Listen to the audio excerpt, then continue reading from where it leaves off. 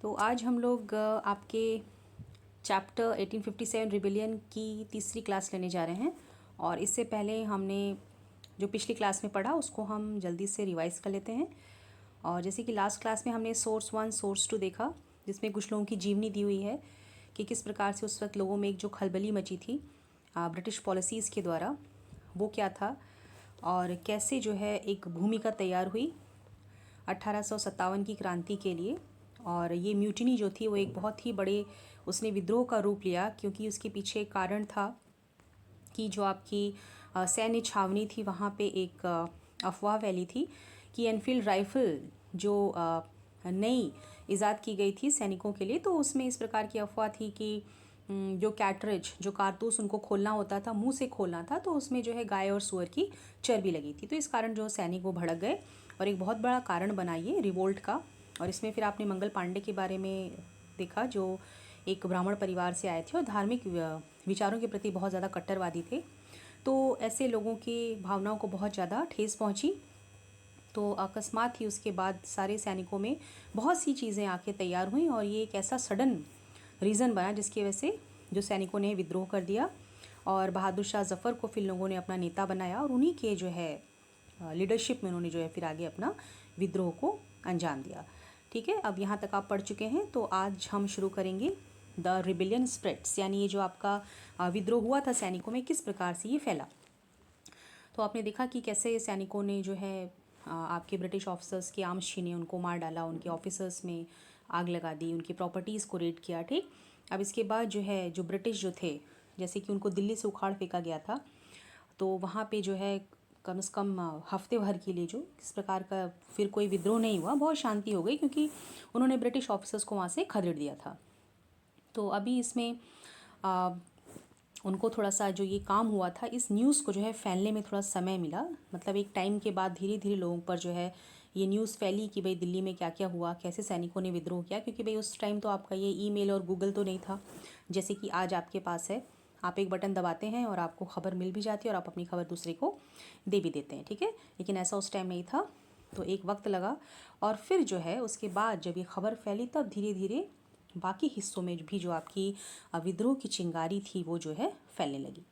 अब एक रेजिमेंट के बाद दूसरे रेजिमेंट में विद्रोह होने लगे और जो है जो आपके ट्रूप्स थे, ठीक है, जो सैनिकों के ग्रुप थे, वे जो है जो मुख्य केंद्र थे आपके विद्रोह के, वहाँ पे जाके इन लोगों ने जो है अपने आप को गैदर करना शुरू किया। जैसे आपका जो दिल्ली था, ठीक है, दिल्ली है, कानपुर, फिर लखनऊ, ये सब जो है मेन जो सेंटर थे जहाँ पे कि विद्रोह जो है बहुत प्रबल रूप में देखने में आया।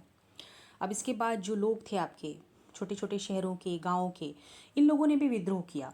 ठीक है, और इनके जो लोकल लीडर्स थे, ठीक, उन्होंने लोगों को जो है प्रेरित किया, उनको अपनी लीडरशिप के अंडर में जो है इस विद्रोह के लिए मोटिवेट किया। और फिर जो आपके ज़मींदार थे, ठीक है, और जो चीफ्स थे, जिनको कि अपनी एक सत्ता कायम करनी थी, यानी क्योंकि ये भी तो पूरी तरीके से त्रस्त थे इन लोगों के अत्याचार से, क्योंकि ब्रिटिश ने किसी को नहीं छोड़ा था। तो इसमें ज़मींदार और मुखिया भी शामिल थे, क्योंकि इनको अपनी दोबारा से अथॉरिटी को वापस पाना था और उनको ब्रिटिश के साथ जो है फिर फाइट करना था। अभी इसमें आपका जो मुख्य किरदार थे, इसमें जो आपके नाना साहिब, जिनके बारे में आप पढ़ चुके हैं कि नाना साहिब जो आपके पेशवा के दत्तक पुत्र थे। ठीक है, तो इन्होंने जो है जो कानपुर में रहते थे, इन्होंने आर्म्ड फोर्सेस को इकट्ठा किया और जो अंग्रेज़ों को जो है वहाँ अपने शहर से जो है उनको उनकी छावनी से खदेड़ दिया और अपने आप को इन्होंने पेशवा जो है डिक्लेयर कर दिया। ठीक, और इन्होंने साथ में ये भी डिक्लेयर किया कि उनके जो नेता हैं, यानी जो उनके मुखिया हैं, वो हैं आपके बहादुर शाह जफ़र, सम्राट बहादुर शाह जफ़र के अंडर में वे हैं और वे अपने आप को गवर्नर इन्होंने बताया। ठीक, और फिर जब हम लखनऊ की बात करें तो लखनऊ में आपके बिरजिस कादर थे और ये भी जो वाजिद अली शाह के जो हैं बेटे थे। ठीक है, वाजिद अली शाह आपको याद होगा किस प्रकार से अवध को जो है गलत तरीके से इन लोगों ने हथिया लिए थे। तो उनके जो बेटे थे, उन्होंने भी अपने आप को नवाब जो है डिक्लेयर किया और इन्होंने भी बहादुर शाह जफ़र की सुपीरियॉरिटी के अंडर अपने आप को रखा। ओके, अब उनकी जो माँ थी बेगम हज़रत महल, इन्होंने भी इसमें बहुत ही मुख्य भूमिका निभाई। इस विद्रोह के एक पार्ट में इन्होंने एक अपनी भूमिका निभाई अंग्रेज़ों से लड़ने के लिए। ठीक है, फिर रानी लक्ष्मीबाई, इन्होंने भी फिर क्या किया, आपके जो विद्रोही सैनिक थे उनके साथ मिलकर ब्रिटिश के खिलाफ लोहा लिया और इनके साथ में फिर तांत्या टोपे भी थे। तांत्या टोपे जो कि एक बहुत ही बहादुर शासक थे, इनकी एक पूरी एक चैप्टर में आपने इनके बारे में पढ़ा हुआ है, ठीक है। तो ये भी उस विद्रोह का बहुत बड़ा हिस्सा थे, ठीक। अब ये जो तांत्या टोपे के अलावा फिर जो आपका मध्य प्रदेश का मांडला रीजन था, वहाँ पे आपकी रानी अवंतीबाई लोधी ऑफ रामघर, इन्होंने भी अपनी आर्मी उसमें तैयार की। करीब 4,000 के इनके सैनिक थे, जो कि उन्होंने ब्रिटिश के खिलाफ अपने खड़े किए, ठीक है। देखिए, Avantibai Lodhi of Ramgarh raised and led an army of 4,000 against the British who had taken over the administration of a state, ठीक है। यानी ब्रिटिश ने इनके भी जो राज्य था उसको भी हथिया लिया था, तो इन्होंने उनके खिलाफ लोहा लेने के लिए 4,000 सैनिकों के साथ जो है उसकी तैयारी की थी। अभी जो ब्रिटिश थे, ठीक है, ये सब जो है इनके ऊपर ये सारे के सारे जो विद्रोही सैनिक थे ये सब भारी पड़ गए, ठीक। और इनको जो है बहुत सारी लड़ाइयाँ हुई जिनके अंदर इनको बहुत करारी हार का सामना करना पड़ा, ठीक है। तो अब ये जो लगातार विद्रोह हो रहे थे, लड़ाइयाँ हो रही थी और जिस प्रकार से ब्रिटिश उसमें हार रहे थे, तो लोगों को इससे बहुत खुशी हुई और उनको इस प्रकार की एक आशा जगी मन में कि अब जो है ब्रिटिश रूल हमारे देश में से लगभग ख़त्म होने वाला है, ठीक है। और उनको ऐसा लगा कि अब जब हमको जीत मिल रही है तो अब सभी लोगों को जो है इस प्रकार की प्रेरणा मिली कि हम सबको इस विद्रोह का हिस्सा होना चाहिए, ठीक है। इसीलिए जो है इसको कहा गया है फर्स्ट वॉर ऑफ इंडिपेंडेंस, इसलिए क्योंकि इसमें जो है आपके पूरे भारतवर्ष के समाज का लगभग हर तबका इसमें शामिल था। अमीर हो, गरीब हो, हिंदू हो, मुस्लिम हो, सिख हो, कोई भी हो, हर धर्म के लोग जो इसमें सम्मिलित थे, ठीक है। अभी ये जो आपकी सिचुएशन थी, ओके, तो it became popular wide spread, it developed in the region of Awadh in particular. अब अवध की बात कर रहे हैं आपको कि अवध में जो है किस प्रकार से ये फैला। तो 6 अगस्त में 6 August 1857 we find a telegram sent by lieutenant colonel Tytler to his commander in chief expressing the fear filled by the British, ठीक है। अब ये डर गए अंग्रेज़, ठीक है, इनको इतना डर हो गया। तो अब यहाँ पे चिट्ठी आई, ठीक है। तो चिट्ठी में जो इनके लेफ्टिनेंट कर्नल थे टिटलर, इन्होंने अपने कमांडर इन चीफ को चिट्ठी के द्वारा बताया कि अब एक डर हमारे मन में हो गया है कि हमारे जो लोग हैं वो कंटिन्यूसली जो है मारे जा रहे हैं और ये लड़ाई जो है बहुत लंबे समय से चल रही है, कंटिन्यूस चल रही है, हमारे आदमी इसमें अताहत हो रहे हैं। अब इसमें हर गांव जो है वो हर गांव हमारे खिलाफ है, यहाँ तक कि जो ज़मींदार हैं वो सब हमारे खिलाफ खड़े हो गए, ठीक है। तो अब इनको एहसास हुआ कि ये जो है पूरी तरीके से अब हार के कगार पे हैं। अब इस दौरान कुछ नए नेता थे, वे भी इस रिविलियन में खड़े हो गए, जैसे आपके अहमदुल्ला शाह थे, ठीक है, ये मौलवी थे फैज़ाबाद के। तो इन्होंने भी जो है अंग्रेज़ों के ख़िलाफ़ जो है अपना युद्ध जो है वो छेड़ दिया था और इनके अंदर जो है एक इमेजिनेशन था, okay, he caught the imagination of the people and raised a huge force of supporters, ठीक है। इन्होंने अपने पॉजिटिव आउटलुक के द्वारा लोगों के जो एक विश्वास होता है उसको पकड़ा, उनके जो देखने का तरीका था, उनका दुख दर्द था, ठीक है, सबको यानी सम्मिलित करके उन्होंने क्या किया, एक बहुत बड़ी अपनी फोर्स खड़ी की सपोर्टर्स की, ठीक है, ये सब उनकी तरफ से खड़े हो गए। फिर वो आए लखनऊ ब्रिटिश से लड़ने के लिए, ठीक है। अब देखिए दिल्ली में जो है लार्ज नंबर ऑफ काजीज और the religious warriors came together to wipe out the white people. अब जितने भी धार्मिक लोग थे, काजी, ठीक है ना, काजी आप देखते हैं जिनका कार्य जो है मस्जिद में होता है, ठीक है, धार्मिक कार्य में जो लोग लगे रहते हैं वे तक जो है खड़े हो गए अंग्रेज़ों को खदेड़ने के लिए। अब देखिए बख्त खान हैं, ये एक सैनिक थे बरेली के, ठीक। तो इन्होंने जो है एक बहुत बड़ी फोर्स थी फाइटर्स की जो कि दिल्ली में आई हुई थी, तो उनका चार्ज इन लोगों ने संभाला, ओके। ये इनके की मिलिट्री लीडर बन गए, यानी इनके मुख्य नेता थे ये। अब बिहार में आपके एक बहुत ही बूढ़े ज़मींदार थे जिनका नाम था कुंवर सिंह, तो उन्होंने भी जो है इस रिबल को ज्वाइन किया, ठीक है, और उन्होंने ब्रिटिश के खिलाफ लोहा लिया काफ़ी महीनों तक, okay. Then leaders and fighters from across the land join the fight, यानी कितने ही नेता, कितने ही सिपाही देश के कोने कोने से आके इतनी बड़ी लड़ाई का जो हिस्सा बन चुके थे, ओके। तो ये तो आपने देखा इंडिया की तरफ से 1857 की लड़ाई में कैसे इतने लोग सम्मिलित हुए। लेकिन अब ऐसा तो है नहीं कि ब्रिटिश जो है वो चुपचाप बैठेंगे भाई, क्योंकि पावर में तो हमसे ज़्यादा थे, उनके पास आर्म्स थे, एम्यूनिशंस थे, ऑफ कोर्स वो हमारे ऊपर बैठे हुए थे, इंपीरियल पावर थे, ठीक है। तो अब वे तो जवाब देंगे ही ना। तो फिर द कंपनी फाइट्स बैक, उन लोगों ने कैसे इसको फिर इसका जवाब दिया। अब देखिए, unnerved by the scale of the upheaval the company decided to repress the revolt with all its might. यानी जितना ये एक गंभीर विद्रोह था, यानी जितनी बुरी तरीके से इनके लोग मारे जा रहे थे, यानी इनकी जो दुर्दशा हो चुकी थी भारतवर्ष में, उससे कंपनी घबराई नहीं। उसने पूरा अपना एक हिम्मत बटोरा और पूरी फोर्स के साथ इन्होंने पूरी कोशिश के साथ इस रिवोल्ट को दबाने की कोशिश की। ठीक है, अब देखिए, it brought reinforcements from England, passed new laws so that the rebels could be convicted with ease and then moved into the storm centers of the revolt। ठीक है, यानी पूरी प्लानिंग के साथ इन्होंने इंग्लैंड से और ज़्यादा सोल्जर्स मंगाए, फोर्स मंगाई और नए नए कानून, तुरंत ही नए कानून पारित किए इन्होंने। ठीक है, ताकि जो आपके विद्रोही हैं वो आराम से हम लोग पकड़ें उसको। ठीक, और जो मेन सेंटर थे रिवोल्ट के, वहाँ पे इन्होंने धावा बोल दिया। ठीक है, अब देखिए, इसमें जो दिल्ली थी आपकी, यहाँ पे Delhi was recaptured from the rebel forces in September 1857। अब दिल्ली से जो है रिबल फोर्सेस को दबा के इन्होंने फिर से दिल्ली को हथिया लिया सितंबर के महीने में। ठीक है, now the last Mughal emperor Bahadur Shah Zafar was tried in the court. अब उसके बाद जब दिल्ली में इन्होंने विद्रोह को दबा लिया तो वहाँ के जो मुगल शासक थे बहादुर शाह जफ़र, इनको पकड़ लिया, उन पे मुकदमा चलाया और उनको आजीवन कारावास की सज़ा सुनाई। ठीक है, अब वो और उनकी जो बेगम थी जीनत महल, उनको जो है जेल भेज दिया गया रंगून में इन अक्टूबर 1858। और वहीं रंगून में ही जो है बहादुर शाह जफ़र की मृत्यु जेल में ही हो गई थी नवंबर 1862 में। ओके, अब देखिए, the recapture of Delhi however did not mean that the rebellion died down after that. लेकिन सिर्फ दिल्ली जीत लेने से जो है अंग्रेज़ों का ऐसा नहीं था कि उन्होंने इस विद्रोह को पूरी तरीके से ख़त्म कर दिया है।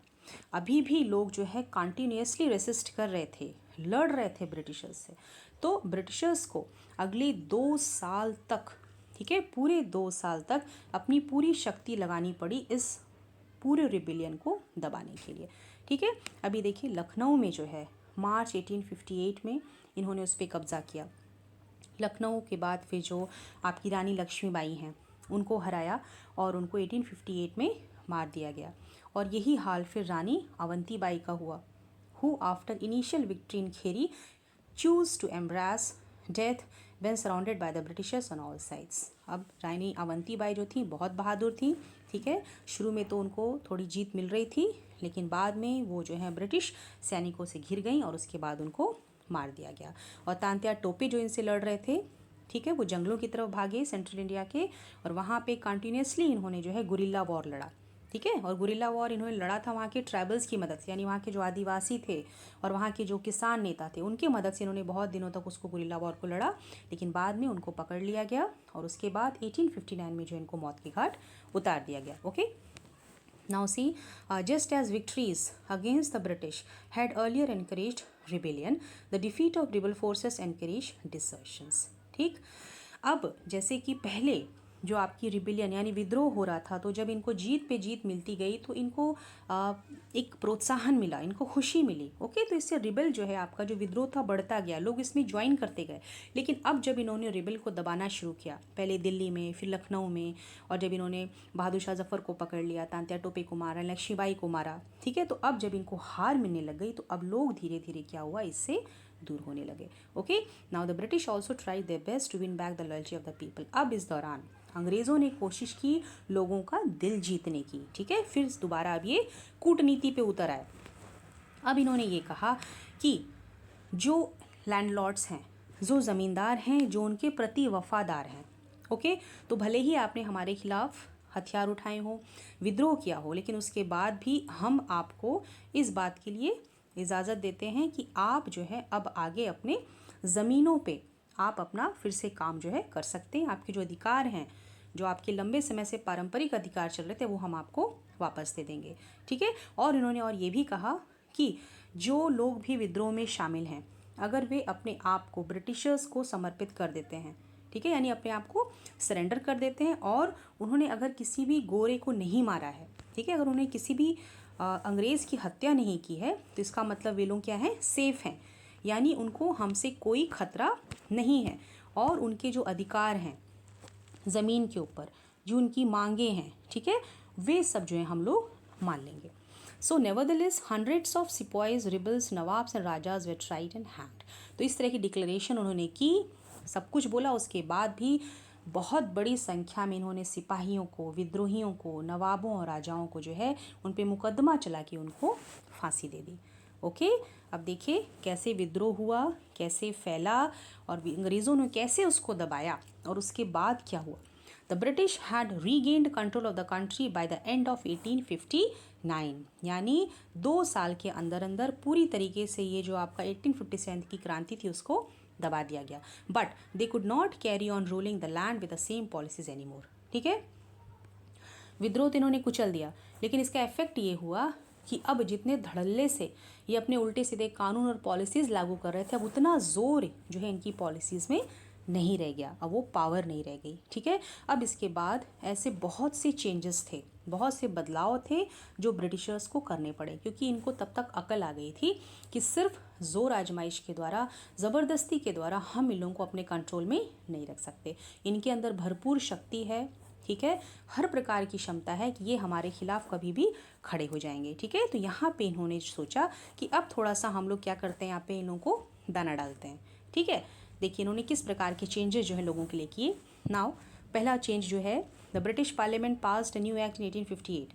ठीक है, अब इन्होंने पहला कानून बनाया 1858 में। What they have done, they transferred the powers of the East India Company to the British Crown in order to ensure a more responsible management of Indian affairs। ठीक है, अब सबसे पहला काम इन्होंने ये किया कि जो इंडिया का सारा रख रखाव, प्रशासन, जो भी कार्य अब ईस्ट इंडिया कंपनी देख रही थी, ठीक है, जो कि ट्रेडिंग कंपनी बन के यहाँ पे आई थी और धीरे धीरे पूरे इंडिया को उसने अपने कॉलोनी में तब्दील कर दिया। तो अब उससे पावर सीधे जो है ब्रिटिश क्राउन के अंतर्गत चला गया, यानी अब सीधे सीधे जो है वहाँ की जो रानी हैं वे इसको देखेंगी। ठीक है, जितने भी इंडियन मैटर्स अफेयर्स हैं अब वो सीधे उसके रिस्पॉन्सिबल होंगी। तो ईस्ट इंडिया कंपनी की जो सुपियोरिटी थी उसको इन्होंने ख़त्म कर दिया। ठीक, अब देखिए, a member of the British cabinet was appointed secretary of the state for India and made responsible for all matters related to the governance of India. अब इन्होंने क्या किया, ब्रिटिश कैबिनेट के, ठीक है, एक मेंबर को उठा के इन्होंने सेक्रेटरी बना दिया। ठीक है, इंडिया के लिए उन्होंने बता दिया कि आप जो हैं सेक्रेटरी ऑफ द स्टेट रहेंगे और जितने भी मैटर्स हैं जो कि इंडिया के प्रशासन से जुड़े हुए हैं, आप सब उस चीज़ों के लिए आप जो हैं जिम्मेदार हैं। और he was given a council to advise him called the Indian council, और एक परिषद इनको दी गई, लोगों की परिषद थी जो इनको एडवाइस करने के लिए, सलाह देने के लिए बनाई गई थी। उसका नाम इन्होंने रख दिया था Indian council. The governor general of India was given the title of vice Roy. अब पहले जो इंडिया के गवर्नर जनरल कहलाते थे, अब उनको बुलाने लग जाने लगा वाइस रॉय। दैट इज़, मतलब इसका क्या था, वाइस रॉय मतलब कौन थे, a personal representative of the crown, यानी ये वाइस रॉय जो हैं पूरी तरीके से जो है, जो आपकी सम्राज्ञी थी, ब्रिटेन की रानी जो थी, उनके पर्सनल रिप्रेजेंटेटिव थे, यानी उनके पर्सनल प्रतिनिधि। ठीक है, यानी डायरेक्टली उनकी तरफ से आए हुए थे। So through these measures, the British government accepted direct responsibilities for ruling India। ठीक है, तो अभी इन्होंने क्या किया, जो भी इंडिया की जिम्मेदारियां थी सीधे सीधे तौर पे उसको अपने सर पे ले लिया कि हम जो है, हम ये सारा मैटर जो है डायरेक्टली देखेंगे। ठीक है, तो ये तो इन्होंने अपने प्रशासन के तरीके में बदलाव किया कि भाई हम कैसे कंट्रोल करेंगे। ठीक है, अब देखिए बाकी इंडिया के इन्होंने क्या किया।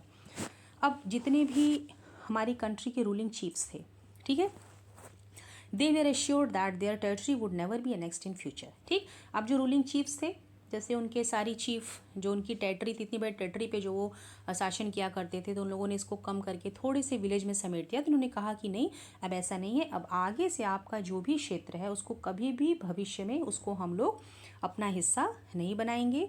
और उन्होंने ये अधिकार भी दे दिया कि अब आप अपने राज्य को अपने वारिस को दे सकते हैं, भले ही वो आपका सगा बेटा ना हो, भले ही आपने उसको गोद लिया हो। ठीक है, आपको याद है ना, रानी लक्ष्मीबाई और आपके पेशवा, ठीक है, दोनों मामले में इन्होंने क्या किया था। तो अब इन्होंने क्या किया, उस चीज़ को बदल दिया।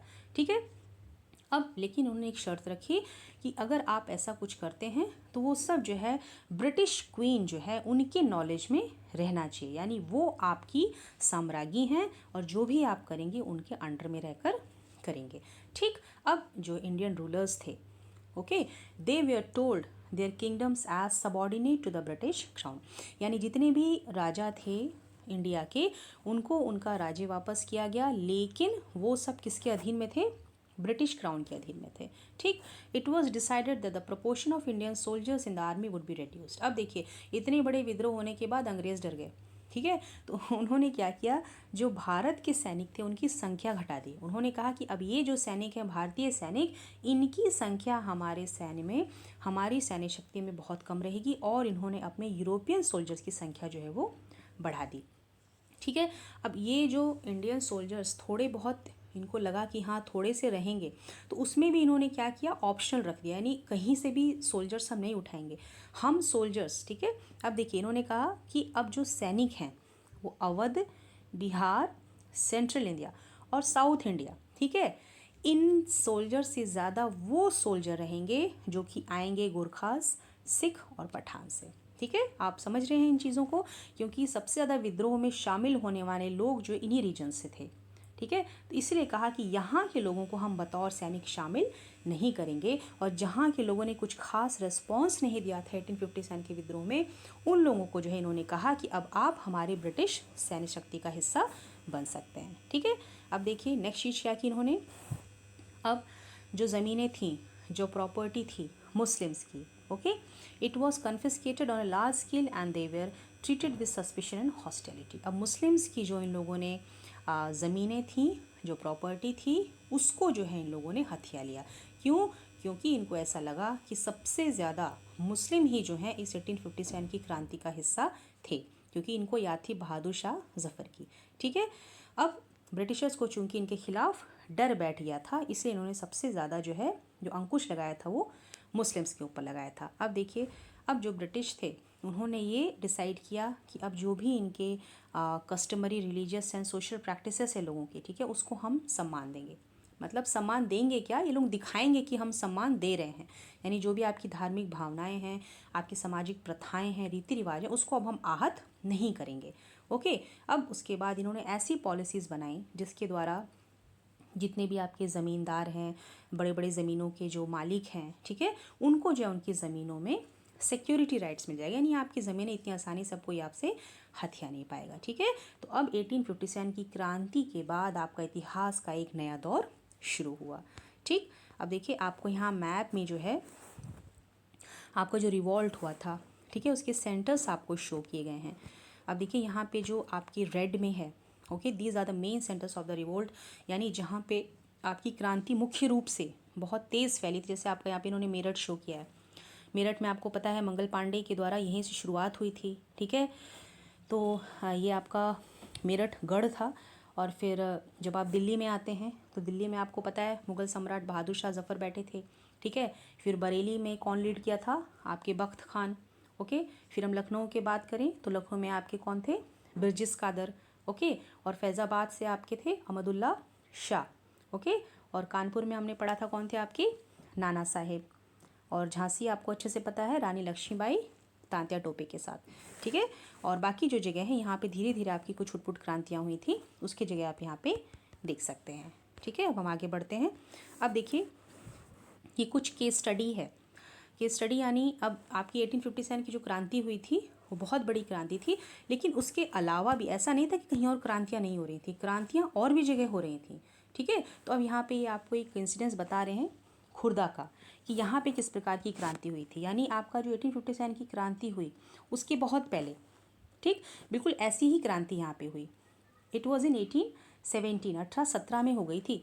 ओके, अब यहाँ पे जो है हमको ये पढ़ना इसलिए ज़रूरी है क्योंकि ये ब्रिटिश जो थे, इन्होंने, जैसे मैंने आपको बहुत बार बताया, इन्होंने लगभग भारतवर्ष का हर कोना ऐसा था जहाँ पे इन्होंने अपने अत्याचार जो अपने जो जुल्म थे उठाए थे। ठीक है, तो यहाँ पे हर कोई इनके खिलाफ आग से भरा हुआ था, और इनके खिलाफ जो लोगों को शिकायतें थीं, सब अंदर से ना एक बौखलाहट थी कि कैसे हम इनको जो लताड़ के अपने देश से बाहर निकालें। ओके, अब इसमें एक इन्होंने एग्जाम्पल दिया आपका खुर्दा का। So it is a small kingdom, एक छोटा सा राज्य था जो कि 16वीं शताब्दी में जो है साउथ ईस्टर्न पार्ट, जहाँ ओडिशा की बात करें, ठीक है, ओडिशा की बात करें, यहाँ पे छोटा सा राज्य था, और यहाँ पे थोड़ी जनसंख्या आपकी ठीक ठाक थी, और अच्छा खासा यहाँ पे खेती का काम था।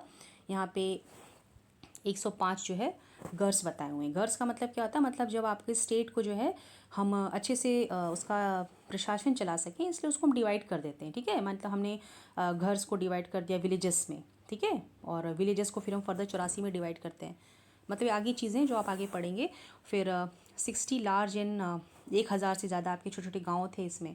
ठीक, यानी 19वीं शताब्दी तक आते आते जो इतनी चीज़ें यहाँ पे बढ़ गई थी। उनके जो राजा थे, आपके राजा वीर किशोर देव। ओके, अब इनके ऊपर क्या बीती थी, इनको जो है अपने 4 परगना, ठीक है, परगना का मतलब जहाँ पे जिसे कह सकते हैं डिस्ट्रिक्ट का सब डिवीजन, यानी ज़िले को जब हम अलग अलग गांव में बांट देते हैं, तो इनको अपने 4 परगना का पोजीशन, यानी उनका जो अधिकार था वो, प्लस जो आपका जगन्नाथ टेम्पल उसकी भी पोजीशन इनको प्राप्त थी।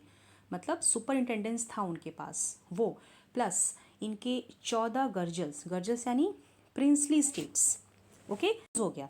ठीक है, तो इसके बाद में जो इनके बेटे आए उनका नाम था मुकुंद देव सेकेंड। ठीक, तो अब इनको बहुत तेज़ इस बात से धक्का लगा, क्योंकि इतनी बड़ी प्रॉपर्टी, इतना ज़्यादा पोजीशन इनके हाथ से निकल चुका। ठीक, तो अब ये होता है ना, जब आप चोट खाए होते हैं तो आप बदला लेने की ताक में होते हैं कि कैसे जो हम इस चीज़ को बराबर करें। ठीक, तो अब इनको एक मौका मिला एंग्लो मराठा कन्फ्लिक्ट में। ठीक है, तो ये इसमें इन्होंने क्या किया, ब्रिटिश के साथ मिलकर इन्होंने इस प्रकार से प्लानिंग किया कि ये जो है अपनी जितनी भी टेरिटरीज़ जो मराठास को चली गई हैं और जो भी इनका अधिकार था जगन्नाथ टेम्पल पे, वो सब वापस ले लेंगे। ठीक है, लेकिन क्या हुआ, उड़ीसा जब जीत लिया इन्होंने अंग्रेज़ों के साथ मिलके 1803 में, तब ब्रिटिश, जैसे कि उनकी शुरू से नियत रहती थी कि भाई काम निकाले ना, काम निकालने के बाद आपको दूध में से मक्खी की तरह निकाल के फेंक देना। ठीक है, तो इन्होंने जब उड़ीसा जीत लिया, उसके बाद ब्रिटिश ने कोई भी इंटरेस्ट नहीं दिखाया इनके मामले में। ओके, तो अब इसके बाद इन्होंने क्या किया, उड़ीसा के कुछ चीफ्स थे, ओके, उनके साथ मिलके, ठीक है, और फिर कुछ सीक्रेट सपोर्ट लिया मराठास से, तब इन्होंने कोशिश किया अपने राइट्स को फोर्स के साथ, यानी मिलिट्री पावर के साथ जीतने के लिए। ठीक, तो अब इससे क्या हुआ, अब अंग्रेज़ों ने इनकी जो बाकी की टेरिटरीज थी वो सब भी इनसे हथिया ली। राइट, अब क्या हुआ, इनके पास क्या रह गया, he was only given the right and management of the Jagannath temple, और कुछ अधिकार इनको दिए गए कि जो भी रेवेन्यू होगा इनके स्टेट का, जो भी टैक्स आएगा, उसमें से 1/10 हिस्सा इनको जो है दे दिया जाएगा, और जो भी इनका जो घर द्वार जो भी है पुरी में, ठीक है, सब कुछ मिल मिला के थोड़ा बहुत इनको पकड़ा दिया गया, जिससे जो है इनके मन में बहुत बड़ी जो है एक रिसेंटमेंट की भावना थी, और यही एक कारण बना। ओके, द अनफेयर सेटलमेंट, यानी ब्रिटिश ने जो एक गलत तरीके का जस्टिफिकेशन दिया।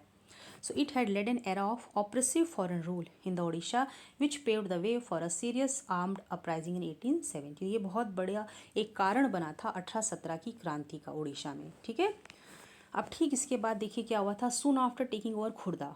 ठीक, अब जब खुर्दा जो है ब्रिटिशर्स ने अपने अंडर में ले लिया, उसके बाद इन्होंने क्या किया, अब इन्होंने सर्विस ऑफ टेन्योर्स, टेन्योर्स का मतलब क्या होता है, जो अभी तक कामगर थे वहाँ के, जो काम कर रहे थे।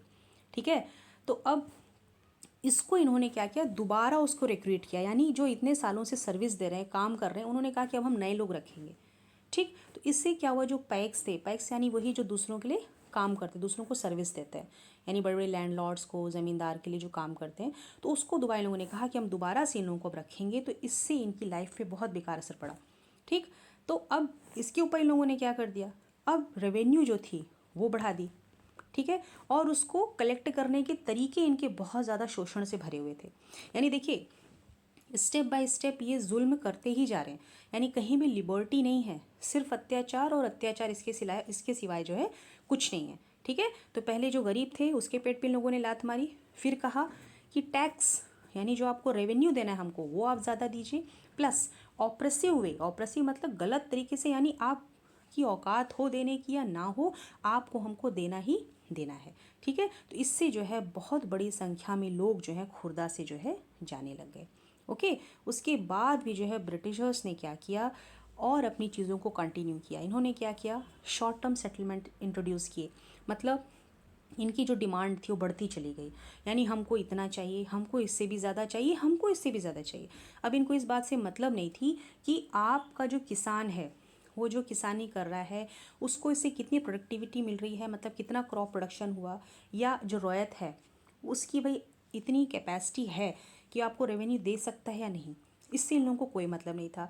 अब खुदा ना खास्ता कहीं कोई प्राकृतिक आपदा आ जाती थी, बाढ़ आ गई, सूखा पड़ गया, कुछ भी हो गया, अगर फसल ख़राब हो गई, फसल ख़राब होने से जो आपका किसान है, जो आपका रैयत है, वो सब आपको कहाँ से रेवेन्यू देंगे, लेकिन इनको इस बात से कोई मतलब नहीं था। ओके, तो इसका बहुत बड़ा जो एक प्रभाव था लोगों पे उड़ीसा में, बहुत गलत तरीके से पड़ा। ओके, अब लैंड ऑफ डिफ़ॉल्टर्स, मतलब वे लोग जो अपने ठीक से ज़मीन का पूरा रेवेन्यू नहीं दे पाते थे, इसको लोग क्या करते थे, इसको बेच देते थे।